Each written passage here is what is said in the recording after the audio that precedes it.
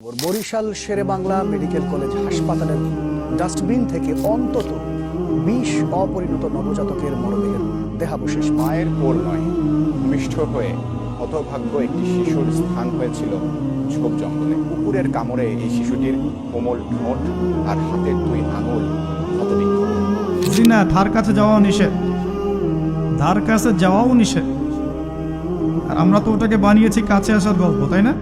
এই বিবাহ বহির্ভূত সম্পর্কটা হলো যৌবনের ভ্রম, বয়সের একটা পাগলামি ছাগলামি। الله يسترني سبحانه. كما ذنبنا بالخلوات كثير كثير، ذنوب في الخلوات كثير. আজ আমি তাদের মুখে মোহর মেরে দেব।